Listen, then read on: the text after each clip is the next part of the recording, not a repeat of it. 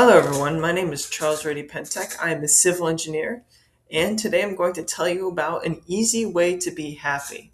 Now, I just want to take a second right now and ask you a question. How do you feel?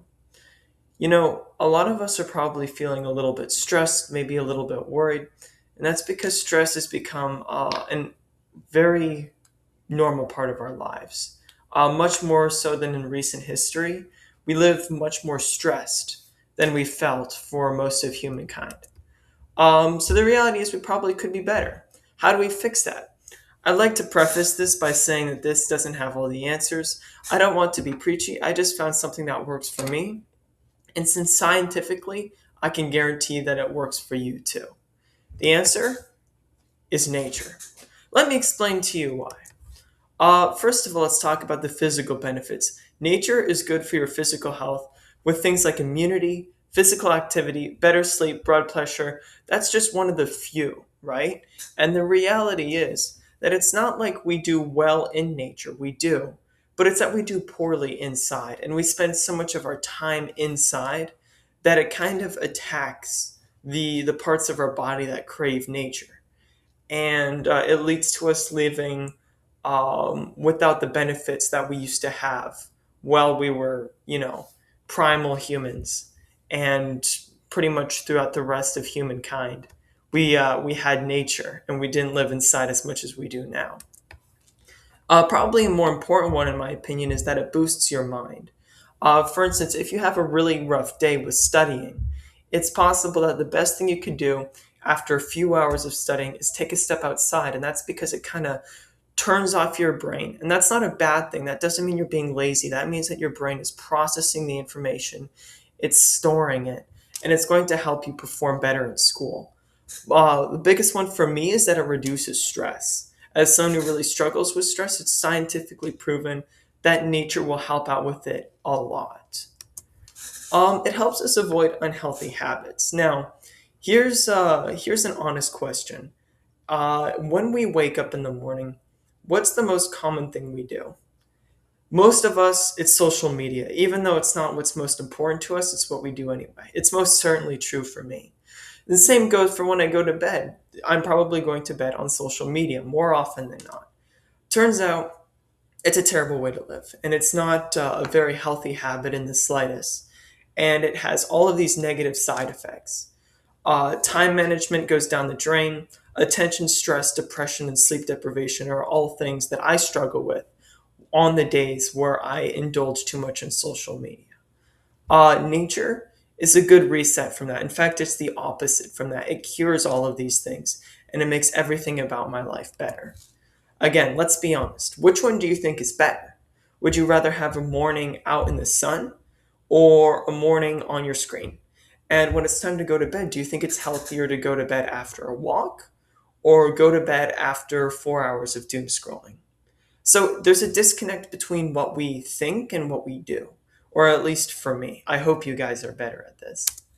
The economics of nature. Now, this is a little bit of a sidetrack, but I wanted to include it because I find it very interesting. Nature increases the value of land, pure and simple, right? It increases it for a few reasons. One of them is it makes it safer and more livable. So the air quality goes up. It prevents us natural disasters. It protects wildlife. It makes the concrete like 20 degrees lower, more or less. So it helps us stay cooler. It prevents things from heating up. It's great for preventing things like floods. It can't outright prevent them, but it will really, really, really help. Things like pollution, it helps clean out pollution as well. And probably a bigger thing is that it's visually appealing. I mean, if you were to buy a really big, expensive house, you'd probably prefer that it has a good view of a lake or a mountain or a hill or something like that. So nature is really easy on the eyes, and it's really good for our mind. The problem with that is that as the quality of the land increases, the price increases, which means the richer are able to afford the more beautiful areas and benefit from its healthiness and from the mental stimulation of the nature. So it brought me to an interesting point, which was the right to be healthy is not something that's offered to all citizens alike. The civil engineer's role in all of this is to balance nature and cities or buildings.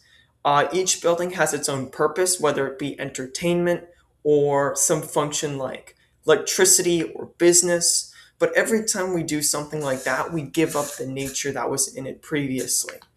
And a civil engineer's job is to design cities, and it's very important that they strike a balance because a city without nature is going to be more functional, but it's also going to be dead and more unhealthy. And it's going to have a lot of mental problems because it won't have the mental benefits that nature gives to its citizens. And I wanted to give you a before and after photo of New York City. This is the picture on the right is a simulation of what New York looked like before it became this sprawling city. And New York City, as well as a lot of other cities, definitely leaned more into the functionality and the business part of building a city. And they do have some parks here and there, but it's not the most suitable place for wildlife or things to thrive in. So it's a little bit of a push pull as New York struggles maybe with things like pollution or protecting its wildlife. So the bottom line is that nature is healthy and it helps you live a happier life. And it's very crucial and yet it's very neglected. It's part of who we are as humans and yet it's something that we don't really recognize. So, my call to action to you is don't take my word for any of this. I want you to go to your local nature preserve, give them a little bit of support, and then take a walk and let me know how you feel. It would be an added bonus if you guys leave with a appreciation for civil engineers and maybe a greater understanding of what we do. And I'm very grateful for your time. Thank you so much for watching. Have a good one, and I hope to see you all next week.